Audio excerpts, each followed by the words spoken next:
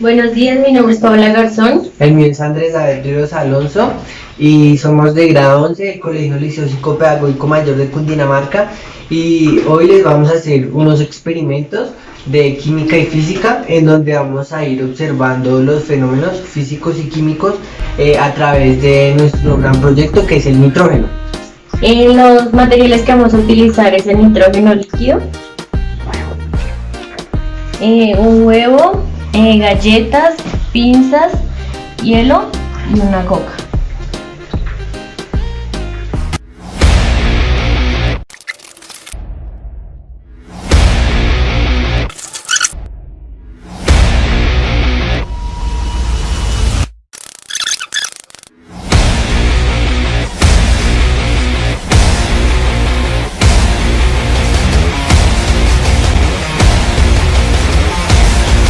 ¿Para la botella?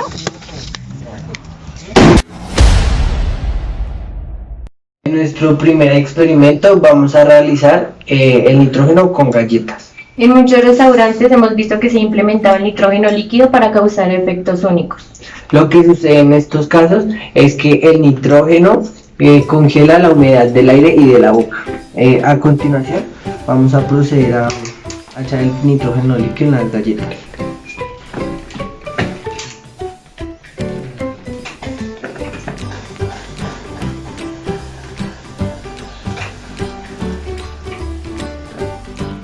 Como podemos observar, ya echamos el nitrógeno. Tenemos que esperar unos minutos porque está muy caliente. 2000 años más tarde. La aplicación comercial más importante del nitrógeno diatómico es la obtención del amoníaco. El amoníaco se emplea con posterioridad en la fabricación de fertilizantes y ácido nítrico. El nitrógeno es un elemento químico de número atómico 7, símbolo N.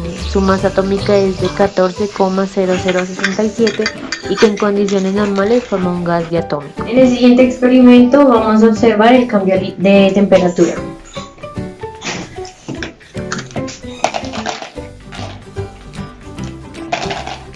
Vamos a echar los hielos en la coca, después el nitrógeno y después el agua caliente. Las sales del ácido nítrico incluyen importantes compuestos como el nitrato de potasio, nitro o salitre empleado en la fabricación de pólvora y el nitrato de amonio fertilizante. En la industria de la cinematografía es muy usual que usen este efecto. Observar cómo sale el humo, ya que se dio un cambio de temperaturas del nitrógeno líquido que está a menos 98,5 grados centígrados. y este que está muy caliente. En el siguiente experimento necesitamos un huevo, una cuchara y un vaso. Vamos a introducir el vaso y vamos a destapar el nitrógeno. Lo que vamos a observar acá son cosas que normalmente no se ven. Uno debe tener mucho cuidado con el nitrógeno. Un dato curioso es que el nitrógeno ocupa el 3% de la composición elemental del cuerpo humano. Las moléculas de nitrógeno en estado natural se encuentran principalmente en el aire, con un 80%, y el otro con un 20% de oxígeno. En el agua y en los suelos, el nitrógeno puede ser encontrado como compuesto en forma de nitratos y nitritos. Los compuestos orgánicos del nitrógeno, como la nitroglicerina y el tritotolueno, son a menudo explosivos. La hidracina y sus derivados se usan como combustible en cohetes. Bueno, ya ha llegado el momento de partir nuestro huevo a ver cómo ha quedado. Como observamos, está muy duro. No.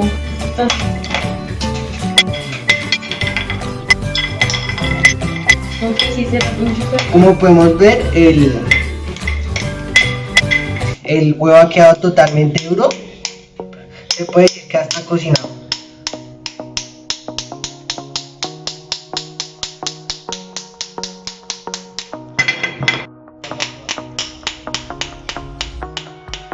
Como observamos, quedó demasiado duro y casi no se puede ni romper. Eso no me lo esperaba. En el siguiente experimento necesitamos una botella, Llenarla hasta la mitad y luego aplicarle un poco de nitrógeno líquido. Lo que pasa en este experimento es que el nitrógeno, como es aire, entonces va a llenarse y se va a expandir, y lo que va a proporcionar cuando la cerremos y la batimos es que explote o salga volando la botella. A continuación vamos a echar el nitrógeno dentro de la botella. Bueno, como esto que vamos a realizar ahora es como una explosión, por decirlo así, hay que tener mucho cuidado, ya que va a explotar la botella y puede causar muchos daños, así que hay que alejarse.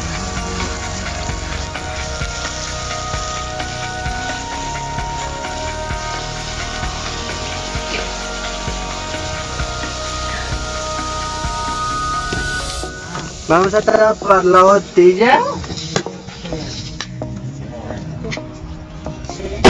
Lo que acaba de ocurrir es que la botella explotó gracias a que el nitrógeno se expandió por la presión que tiene. Tengamos en cuenta que la presión del nitrógeno aumenta 80 veces en un espacio cerrado, así que explotó de una forma muy violenta y por eso hizo este ruido en lo que observamos. Bueno, y hasta que este video esperamos que haya sido de su agrado. Que hayan observado todas las propiedades físicas y químicas, como son la presión y el cambio de temperatura, que les haya gustado, que haya sido algo nuevo para ustedes. Eso háganlo bajo la supervisión de alguien, no lo vayan a hacer solos, y muy recomendable que no emitan esto en casa. Esperamos que les haya gustado.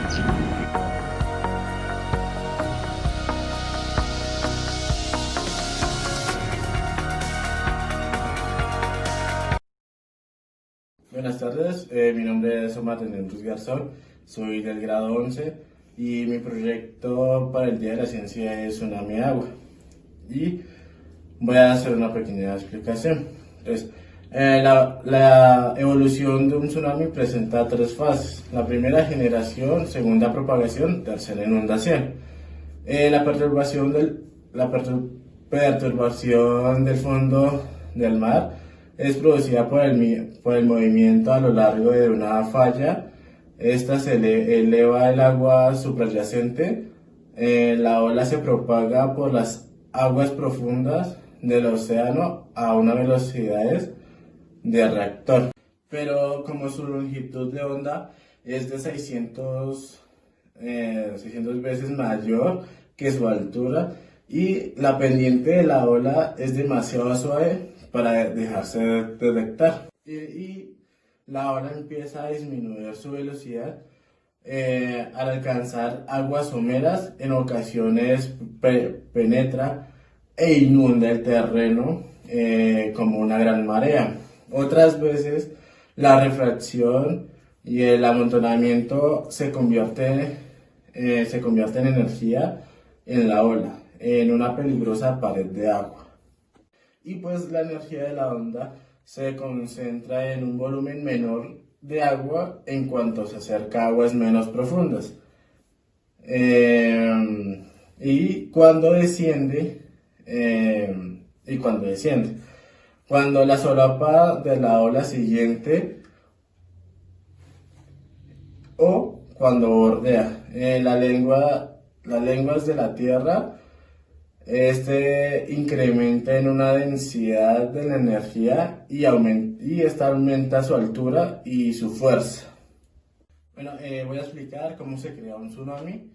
Bueno, este es un evento complejo que involucra un grupo de olas en un cuerpo de gran energía y también de tamaño variable, que se producen cuando se desplazan verticalmente a gran masa de agua por algún fenómeno extraordinario, como por ejemplo un terremoto, una erupción volcánica, detonaciones submarinas y también de desplazamientos de terreno. Y también se producen por desplazamientos de hielo glacial, el impacto de meteoritos y entre otros eventos. A diferencia de las olas oceánicas normales, son producidas por el viento o las mareas, que son generadas por la atracción gravitacional del Sol o de la luna. Y pues el tsunami también es generado por el desplazamiento de agua. Bueno, mi experimento toma una parte del principio de Arquímedes. Este principio físico que afirma que un cuerpo total o parcialmente sumergido en un fluido en reposo, este experimenta un empuje vertical hacia arriba con igual peso del fluido. Sería como, por ejemplo, tener un frasco, se llena por la mitad de agua, se pone un objeto de menor densidad, pues ese objeto va a flotar porque, pues como dije, su densidad es mucho menor que el agua. Entonces vamos a seguir con el experimento. Listo, mis pasos para hacer el experimento, pues necesitamos un recipiente con agua, obviamente, alcohol, un vaso precipitado o un recipiente de vidrio que resista el calor y un briquet. Listo, entonces el siguiente paso le agregamos alcohol.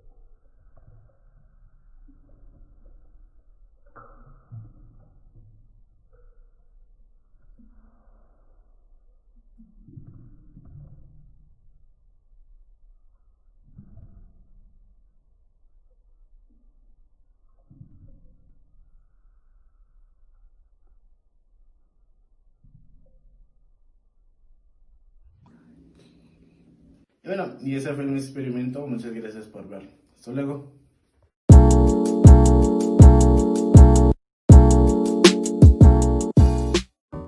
Buenas tardes, mi nombre es Iván Herrera de grado 11. Hoy con mi compañera les vamos a explicar las formas de movimiento pendular y movimiento oscilatorio.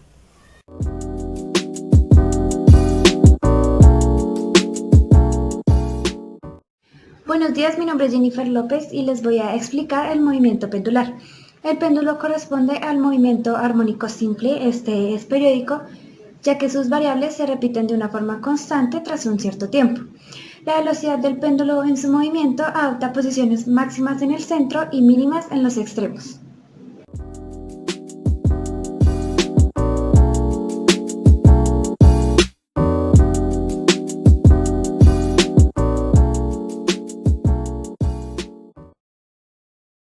El movimiento oscilatorio. El movimiento oscilatorio es un movimiento periódico en los que la distancia de un móvil pasan alternativamente por un valor máximo y uno mínimo.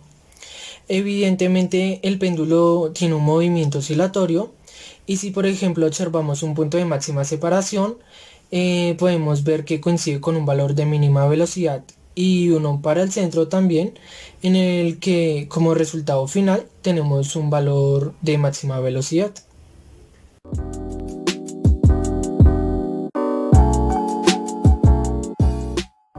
Movimiento vibratorio. Es un movimiento oscilatorio que tiene su origen en el punto medio, de modo que las separaciones a ambos lados, llamadas amplitudes, son iguales.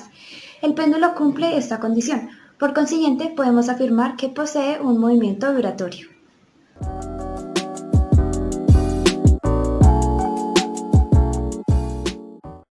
Los experimentos de Galileo consisten en la caída de esferas sobre planos inclinados que han pasado a la historia de la ciencia por un doble motivo. Uno es porque mediante ellos Galileo demostró que los cuerpos caen con una aceleración constante, en los que en ellos no ejerce ninguna fuerza de razonamiento ni de ningún otro factor que pueda interferir en la caída de una esfera. Estos resultados sirvieron para establecer la mecánica como una ciencia, y unas décadas después Newton anunció las leyes de la mecánica y de la gravitación universal. El segundo motivo es que dio carta a la naturaleza al experimento y a la expresión matemática de los resultados para la obtención del conocimiento científico más preciso. Un problema que hay es que la velocidad de caída aumenta muy rápidamente, y si no se cuenta con instrumentos de gran precisión, no es posible medir el tiempo que tarda un cuerpo en recorrer cierta distancia. Por esta razón, Galileo buscó un método alternativo y pensó que debería diluir el efecto de la gravedad. Para esto se le ocurrió utilizar planos inclinados por los que rodaba esferas y medía el tiempo que tardaba en llegar a cierta distancia. Los planos con la más mínima inclinación son los que permiten mediciones más precisas, ya que son los que más diluyen el efecto de la gravedad y propician una velocidad de caída más lenta. Galileo argumentó poco tiempo después que la velocidad que adquiere un cuerpo rodando sobre un plano inclinado no depende solamente de su inclinación, sino de la altura que salva el cuerpo cuando éste se deja caer. Ahora podemos imaginarnos cada vez un plano más inclinado con una pendiente mucho más mayor, en el que la esfera siempre llegará al punto más bajo pero a una misma velocidad. Pues bien, esta inclinación llevada al extremo consiste en dejar caer una esfera sobre una caída libre, en el que la esfera siempre llegará al punto más bajo pero a una misma velocidad.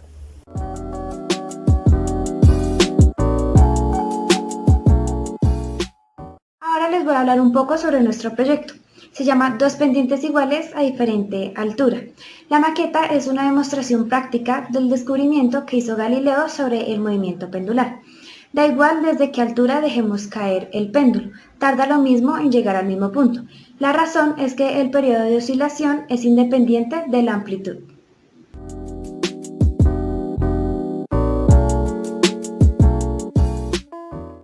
Ahora podemos ver esta pieza que tiene dos pistas que tienen curvas idénticas.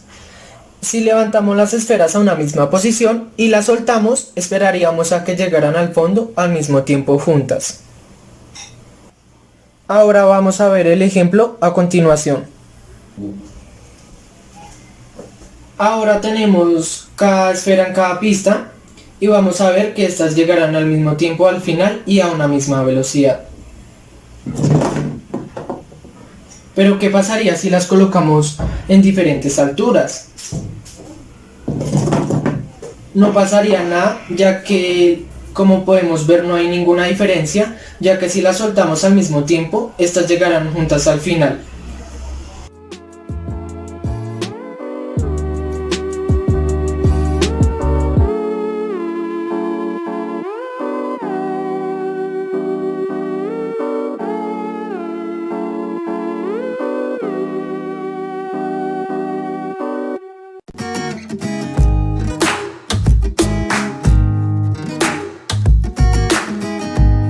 Buenos días, mi nombre es Santiago Pinzón, de grado 11, y el experimento que les vengo a presentar es el generador de celdas de Peltier.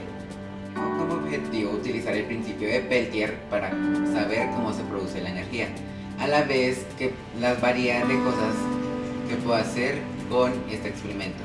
El efecto de Peltier consiste en hacer pasar una corriente por un circuito compuesto de materiales cuyas uniones están a la misma temperatura. Se produce el efecto inverso al Seebeck, es decir, efecto termoeléctrico. El efecto termoeléctrico es la conversión de la diferencia de la temperatura o voltaje eléctrico y viceversa. Un dispositivo termoeléctrico crea voltaje cuando una diferencia de voltaje de lado a lado. ¿Qué es una célula o celda de Peltier? Es un enfriador, calentador o bomba de calor termoeléctrico.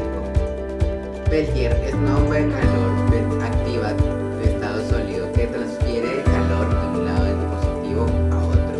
Las Peltier son una gran ayuda para poder generar energía, aunque no es una energía sostenible porque necesita de dos factores termodinámicos como son el frío y el calor. Los materiales que usé para este experimento fueron dos radiadores,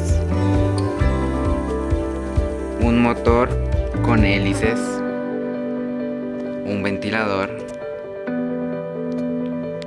dos celdas de Peltier que están abajo del radiador para acá demostrar el frío y abajo el calor, dos mecheros a base de alcohol industrial y pues el cableado para hacer los circuitos. Bueno, acá vamos a hacer la comprobación del funcionamiento del experimento y el primer paso que tenemos que hacer es encender los mecheros de Bunsen. Acá ya tenemos el experimento funcionando del LED y la hélice están funcionando. Esto es gracias al efecto de la termoeléctrica. Bueno, acabamos de hacer la comprobación del funcionamiento del experimento y el primer paso que tenemos que hacer es encender los mecheros del pulsar.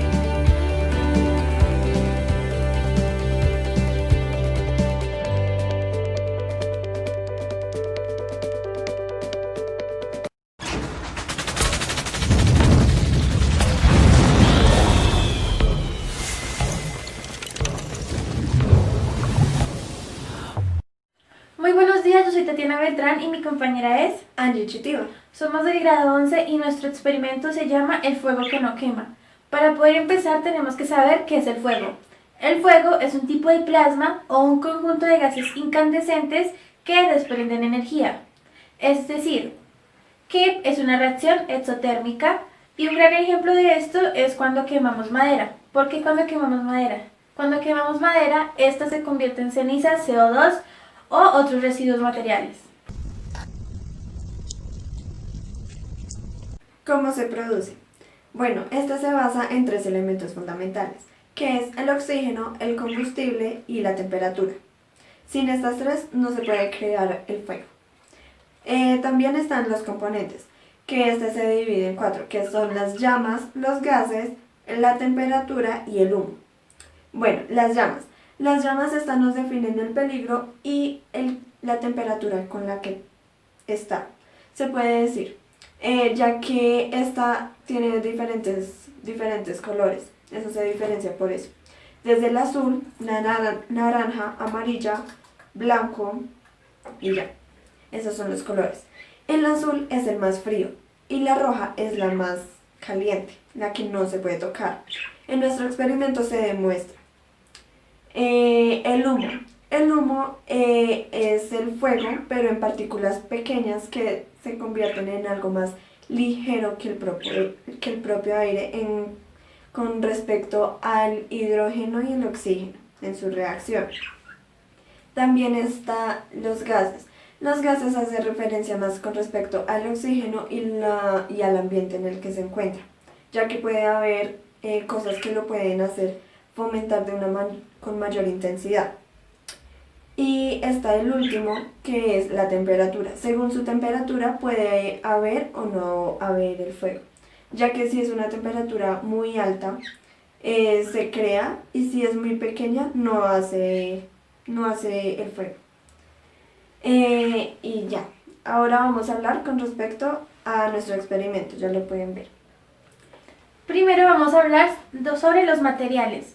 Los materiales súper mega importantes son el alcohol, motitas de algodón o bolitas, las pueden también comprar algodón normal y se hacen bolitas, un recipiente en donde agregar el alcohol y nuestro productor de candela, ya sea briquet, encendedor o fósforos.